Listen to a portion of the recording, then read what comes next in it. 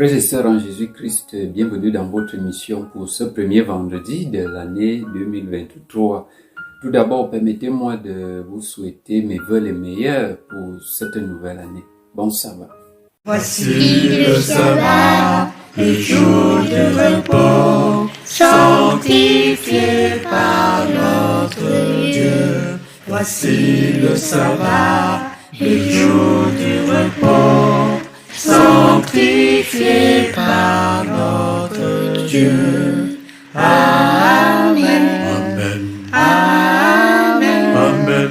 Amen. Amen. Amen. Amen. Amen.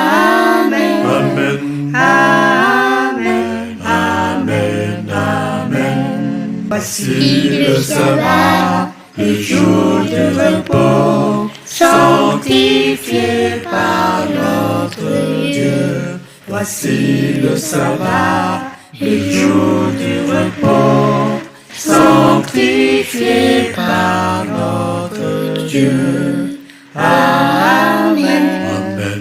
Amen. Amen. Amen. Amen. Amen. Amen. Amen. Amen. Amen. Amen. Vous connaissez certainement la parabole du bon samaritain. C'est une parabole du Nouveau Testament que Jésus utilise pour illustrer la définition de l'amour du prochain. Nous lisons ceci dans l'évangile de Luc au chapitre 10 du verset 30 au verset 37.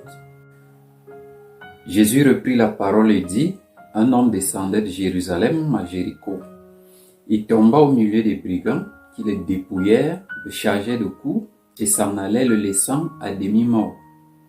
Un sacrificateur qui, par hasard, descendait par le même chemin, ayant vu cet homme, passa outre. Un lévite qui arriva aussi dans ce lieu, l'ayant vu, passa outre. Mais un samaritain qui voyageait, étant venu là, fut ému de compassion lorsqu'il le vit. Il s'approcha et banda ses plaies en y versant de l'huile et du vin, puis il le mit sur sa propre monture, le conduisit à une hôtellerie et prit soin de lui. Le lendemain, il tira 2 deniers, les donna à l'autre et dit: aie soin de lui, et ce que tu dépenseras de plus, je te le rendrai à mon retour. Lequel de ces 3 te semble avoir été le prochain de celui tombé au milieu des brigands?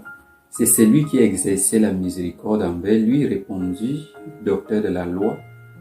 Et Jésus lui dit: va, et toi, fais de même.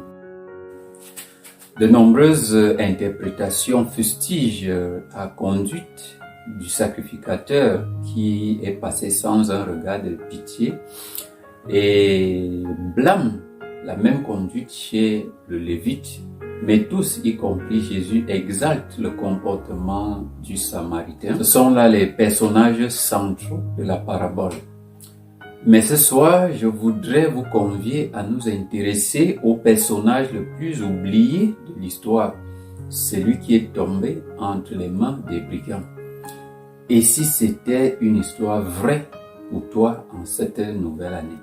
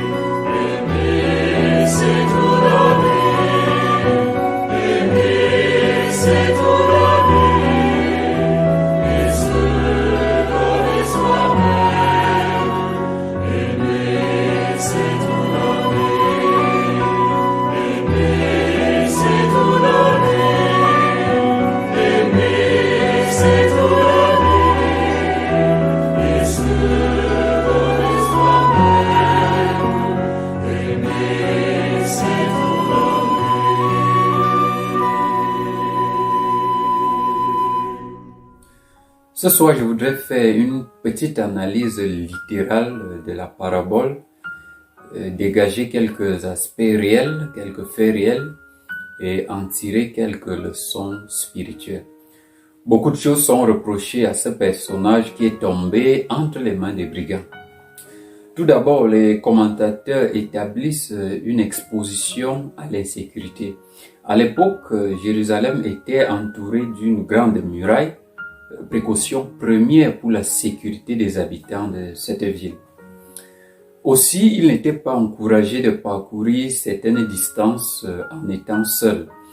Pour un tel voyage, bien des gens préféreraient se joindre aux marchands, aux commerçants, à un convoi ou à une délégation pour ne pas être face aux agresseurs. Mais il semble que toutes ces précautions n'ont pas été respectées par l'agressé. Il va sortir de la muraille et s'engager seul dans une route dangereuse. Bien-aimés, en cette nouvelle année, je vous invite à ne pas prendre des risques inutilement. Comme une muraille, le Seigneur a défini certains cadres pour notre sécurité. La famille est une muraille, la foi est une muraille. Les commandements de Dieu, ce sont une muraille. L'Église est une muraille. Le foyer est une muraille aussi. L'école, les études sont une muraille. Nous sommes à l'abri de beaucoup d'assauts de Satan lorsque nous nous trouvons dans l'enclos et surtout en ces temps de la fin. Lorsque cet homme franchit la muraille pour se rendre à Jéricho, probablement pour des raisons d'ambiance et de vanité mondaine, vous connaissez la réputation de Jéricho, surtout avec cette histoire lointaine de prostitution avec Rahab. Il va effectuer un trajet descendant. La Bible dit qu'il descend de Jérusalem à Jéricho. Et en nous appuyant sur la géographie de ces deux endroits, justement, il fallait faire un trajet descendant lorsque vous allez à Jéricho, car Jérusalem était situé un peu plus en hauteur. Bien-aimés, lorsque vous franchissez les limites d'un des cadres que Dieu a fixés pour vous, la première chose qui vous arrive, c'est que votre vie prend une pente descendante, une sorte de chute. Vous ne pouvez pas espérer le bonheur, la joie, la bénédiction si vous choisissez de quitter ce qui vous garantit la sécurité. Et c'est même la première arme de Satan. Il vous propose de quitter votre famille, vos parents, votre foi, votre église, vos études, de quitter l'obéissance au commandement de Dieu. Il en séduit plusieurs, sachant ce que deviendront leur vie une fois loin de la protection. Et dans une telle situation, les brigands vous attendent en chemin. Les brigands, ça peut être la maladie. Les brigands, même au sens propre, ça peut être la prison. Une situation malheureuse qui vient vous dépouiller de vos avoirs, de vos droits, de votre santé ou même de votre vie.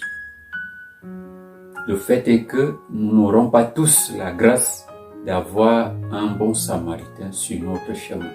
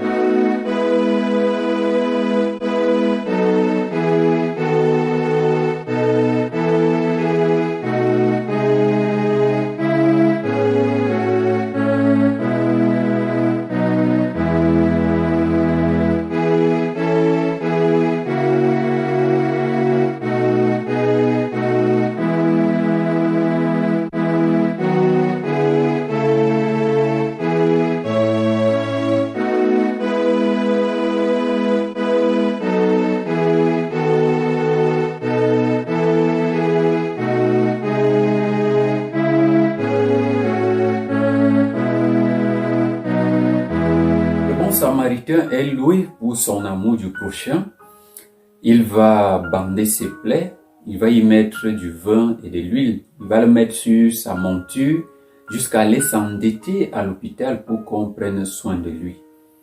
Souvent, les gens ne nous aident pas parce qu'ils n'ont rien à faire avec leur argent ou leur matériel, mais par compassion, par hospitalité et même par charité chrétienne. Quand bien même on vous aidera, il n'est pas bon d'être une charge pour les autres.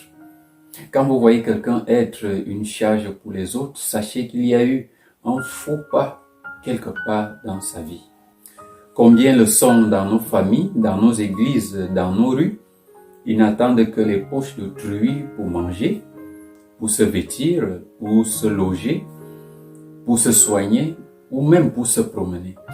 Il est vrai, certaines circonstances de la vie amènent involontairement certaines personnes dans des situations difficiles et tragiques. Mais dans la plupart des cas, beaucoup se retrouvent là à cause de leur exposition loin de la protection divine. En cette nouvelle année, je souhaite que tu restes dans la muraille protectrice de Dieu. Je souhaite que tu demeures loin des brigands, que tu sois entouré par les principes divins, par la sagesse, pour ne pas se faire prendre dans les pièges des plaisirs de ce monde par Satan. Je souhaite aussi que tu ne sois pas une charge pour les autres, mais que tu sois celui ou celle qui peut apporter du secours à ceux qui en ont besoin. Que le Seigneur t'ouvre donc les portes et te donne les moyens à tous égards. Bonne et heureuse année 2023, bon sabbat et à vendredi prochain.